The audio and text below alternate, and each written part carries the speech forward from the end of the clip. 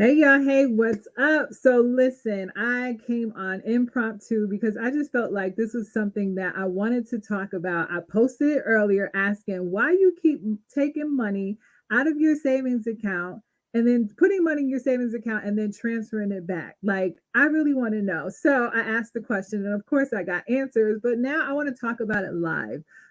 Because I feel like this is something that we really should be talking about versus just making comments, laughing about it, putting our face palming ourselves because we're embarrassed or we feel guilty because we keep going through this cycle. Well, how about we come up with a solution, a plan so that we don't keep going through the cycle of putting money in our savings account and then transferring it back out for whatever reason. So before I go too much deeper, y'all, if you don't already know who I am Nashaya Richardson. I'm a financial coach and I work with high achieving women who want to manage their money like a boss so that they have more play money to do the things that they enjoy without overspending, going into debt, and wondering where their money went at the end of the month. So let's get into this topic of money in the savings and taking it back out. Now, some of the responses I got to this question, and if any of this applies to you, put a one in the comments. No shame, no shade, right? So some people were like, "Oh, you read my mind," type thing. Some people had no response at all, right? Others, maybe they're on unemployment and the income right now is not as high as they would like it to be, or they're living on, just the basics because of where their income is. Others, it was like, yikes, like you calling me out, and it doesn't feel really good, right?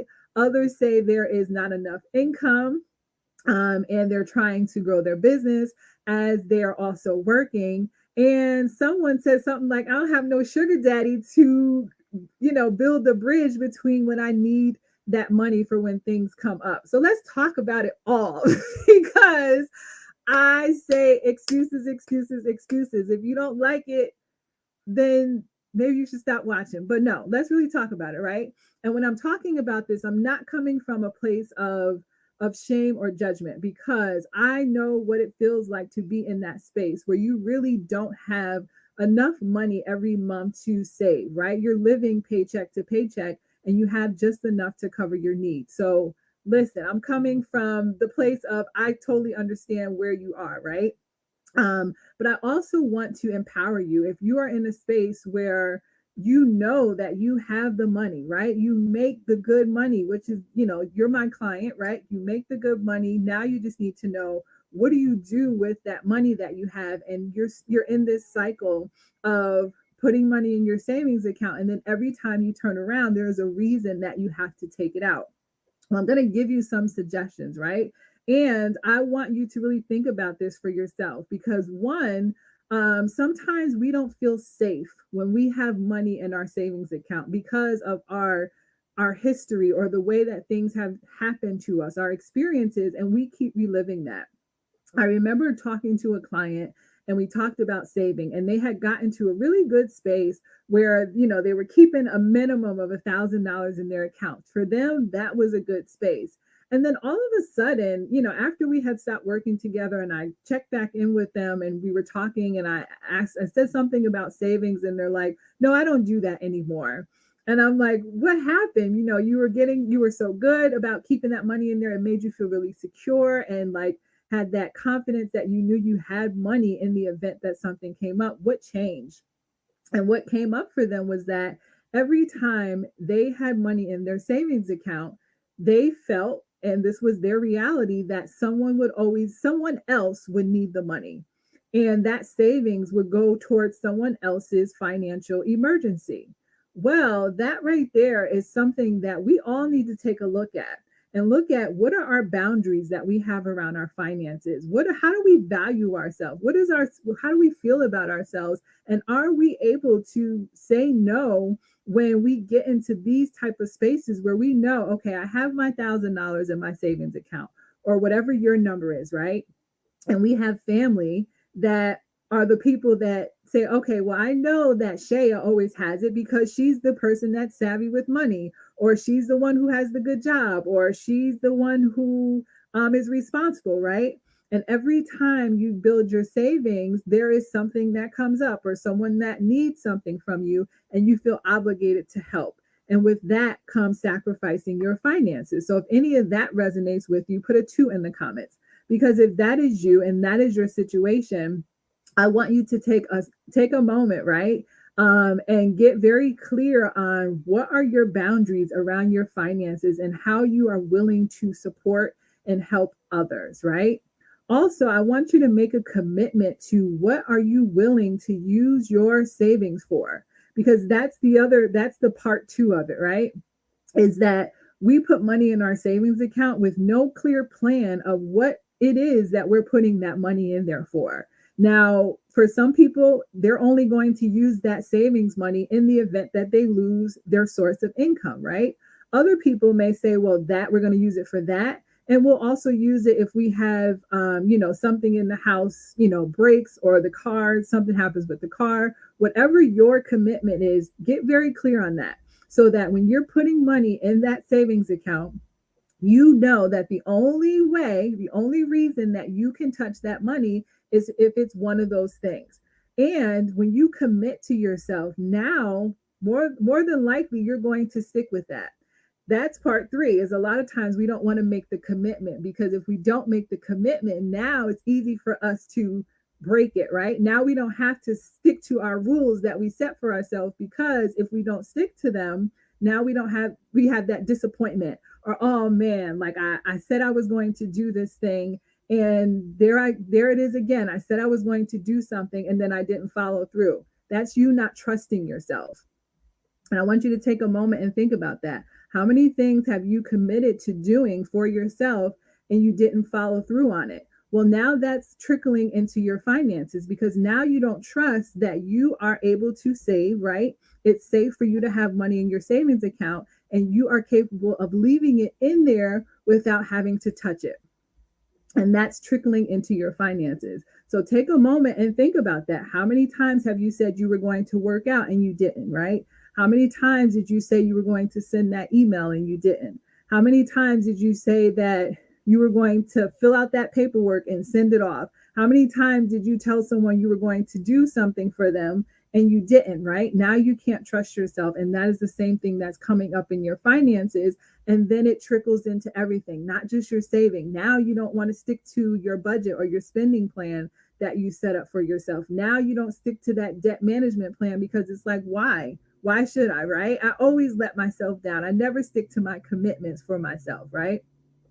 Now, the other thing, this is like number 4, and yeah, I'm just going off the top of my head. So, so yeah, so this is number 4, is really have a plan in place for where you want your money to go. And I talked about this the last live, and this is so important. This is your foundation, is having a spending plan, a budget, whatever you want to call it, a money plan, a wealth plan, where you know where your money is going every single month, so that you are avoiding as many surprises as possible. So now, when you have those unplanned things that come up, a lot of times they're not unplanned. It's just that we forgot that they happen, right? Or if something does come up, you already know how much extra money you have available, to where you're not constantly going in that cycle of, oh, I budgeted for this amount of bills and now I have to dip into my savings because this thing came up. So when you have a clear plan of where your money is going every single month, you know that you have everything you need. You have all the money you need to cover your needs, right? And everything else is extra, right? Cover your needs first and then focus on the Netflix and the Hulu and the Amazon Prime and all the other things that we have, all the other subscriptions and everything where we have our money going. Um, as long as your needs are covered, right? Now you can start looking at those extra things that we have, because maybe, just maybe, right? You slow down your gratification, that instant gratification, and have some delayed gratification, so that you can build up your savings to where now you're in a space where you don't have to keep dipping into it, because now you have a great cushion, because you took a few moments, a few months to like chill on all the extra stuff, and you really built up your savings. And then once you built up your savings, now if you, let's say you say, all right, I'm in a good space, I don't need to save as much as I was saving before. Now that means you have extra income every single month that now you can start putting that towards other things. So where if you do have those months where something comes up that you truly were not planning for, now you know you have some discretionary income, some extra income after you have covered all of your bills.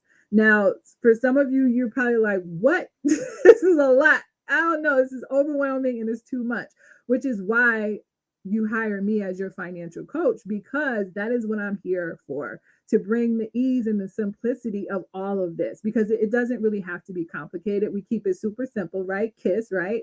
We keep it super simple so that you don't get overwhelmed, and you're also prepared for those unexpected expenses, so you're not constantly going through this cycle of putting money in your savings account and then having to transfer it back into your checking account because you did not plan ahead, right? You didn't plan out a few months so that you can see and prepare for all the bills that were coming, or you are living beyond your means to where you have absolutely no income, extra income at all, to cover anything that does come up unexpectedly, right? And you're building your savings while you're doing this so that you truly have money for savings and you're very clear on what you can use that money for, versus saying, oh, you know what? This person asked me for $50. I'll just go into my savings and transfer it. Or I just want to do takeout. I'm just going to go into my savings account and transfer it. No, that's not what that money is for. So we have to get out of that cycle of just saying, like, okay, I have this money here. No, you don't. Act like it doesn't exist. It's like the Men in Black with the amnesia, the flashlight where you just lose your memory. Act like that money does not exist, which is why you get it out of sight too, right? So I said all that to say, like, it is truly possible for you to get out of the cycle of putting money in your savings account and transferring it back. And when you really take ownership of that, and we stop blaming it on other people and other things, and start really saying, like, okay, I'm responsible here for making the decision of if I'm going to put money in my savings and if I actually take it out, and for what I put it in and take it out for, right? We can't blame other people for our actions when we have full control. And I will remind you that it is safe for you to have money in your savings account in the event that you need it. You are not someone who's always going to be the person that doesn't know how to save. You are not the people that maybe you grew up with that were always in debt, didn't have any money, filing bankruptcy all the time. You are not that person that overspends all the time and you have no control of your money. You're not the person that has to live paycheck to paycheck. You can decide today that you want to be different and do something different and get on the side of it that makes you feel really empowered and good about how you're managing your money. And one of those ways that you can do that is take some of these tips that I gave you in this live. Or the other thing you can do is book a call with me so we can talk about what are your goals, right? Like, what is it that you want in the next 3 to 6 months that is going to make you feel so good about your money? And how is it that I can support you to get there? And on top of that, is it a good fit for us to work together? Because not everyone is my client and I'm not everyone's financial coach, right? So I invite you to book a call so that we can really talk about this and go deep into what's happening with you and your money, so that you can build that savings and have that peace of mind, like have that strong foundation with your money, so that you're not in this cycle, and that you can really feel good about the choices that you're making with your finances, and be really excited about what you can do with that play money. Because that's the other part is, yes, we talk about the savings and the debt and all of that stuff, but on the other side of it, it's really you being able to enjoy your money guilt free without constantly worrying about, man, I should be putting this money in my savings or I should be paying off debt. But instead, um, yeah, and having to make that decision of being able to have fun and play with your money versus, look at the things that were like that are super serious that we all strive to accomplish, right? So yeah, so that was it, my impromptu live. And if any of this resonated with you, put a comment in the comment, hashtag replay, all the things. So yeah, I'll see you guys, if not later this week, I will see you next week. Later.